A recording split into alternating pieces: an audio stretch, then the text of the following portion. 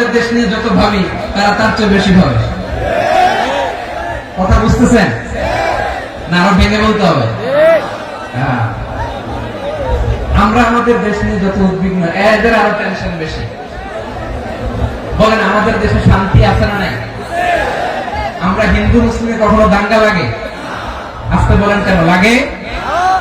ওদের পূজা পর্বণে আমাদের মাদ্রাসার ছেলেরা যে পাহারা দেয়, চিল্লা করে ঠিক কিনা?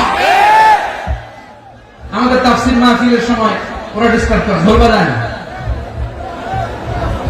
ওদের পূজা পর্বণের সময় আমাদের তাফসীর মাহফিলের ডেট হলে আমরা চেঞ্জ করে দেই। সুবহানাল্লাহ, কি সাম্প্রদায়িক সম্প্রীতির রোল মডেল। আর ওই বাংলাদেশের ব্যাপারে তারা অনেক ডিস ইনফরমেশন ছড়াচ্ছিল।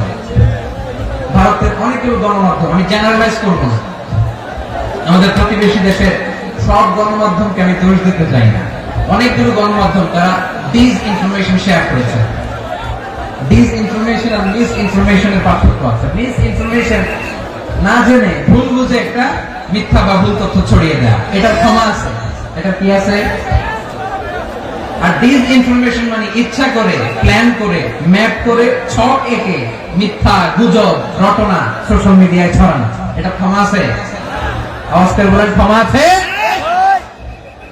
ভারতের কিছু গণমাধ্যম তাই করেছে, আমরা ব্যথিত হয়েছি, আমাদের হৃদয়ে রক্তক্ষরণ হয়েছে।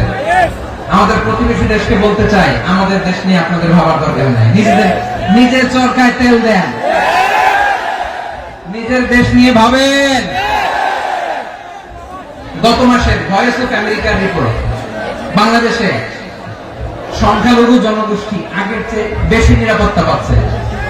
Report voice of America, Muslim report নাকি? মুসলিম জরিপ, ভয়েস অফ আমেরিকা।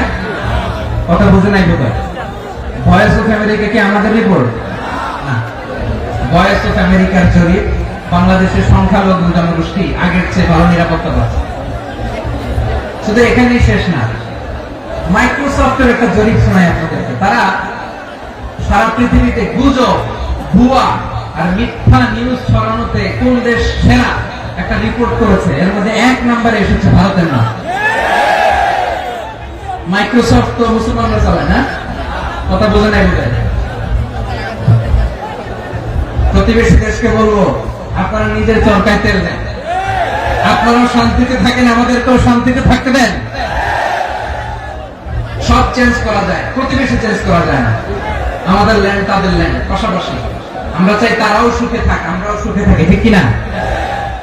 কিন্তু প্রতিবেশী হলে বন্ধুত্বপূর্ণ আচরণ করতে হয়।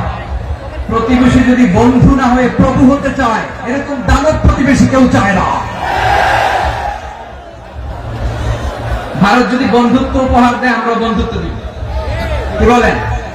বন্ধুত্ব কারোর সাথে বৈরিতা নয়। আলহামদুলিল্লাহ বলেন, কত চমৎকার পলিসি আমাদের। আমরা নির্বিবাদী, আমরা বাংলাদেশ রুখে দেওয়ার জন্য ঐক্যবদ্ধ প্রচেষ্টার কোন বিকল্প নাই।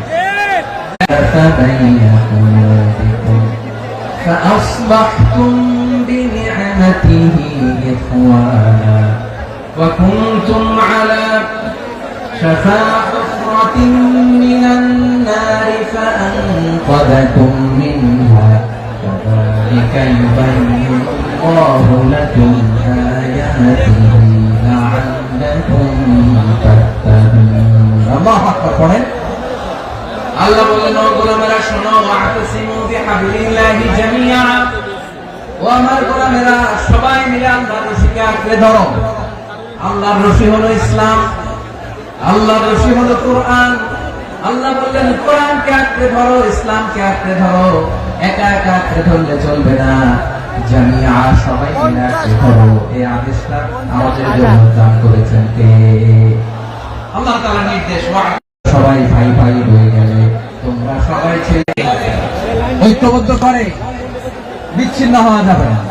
বিরোধ, বিচ্ছিন্নতা, মতানৈক্য, এগুলো আমাদেরকে ধ্বংস করে, আমাদেরকে দুর্বল করে। আর আমাদের ঐক্যবদ্ধ প্রচেষ্টা আমাদেরকে বিজয়ের দিকে এক ধাপ এগিয়ে নেয়। চিল্লায় বলেন ঠিক কিনা?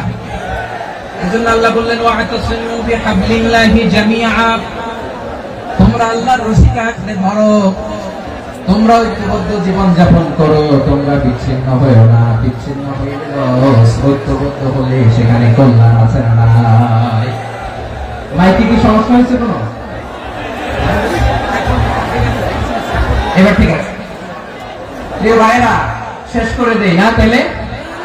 শেষ করে দিব তো? গত 2 দিন আগে এসে বসে আছেন, আর আমি আসার 20 মিনিটের মধ্যে উঠে যাচ্ছেন কেন? আর সহ্য হচ্ছে না? আর পারতেছেন না? বসেন। যাদের টাকা, আমাদের আগে যে সমস্ত জাতি গোষ্ঠী ধ্বংস হয়েছে, বিভেদ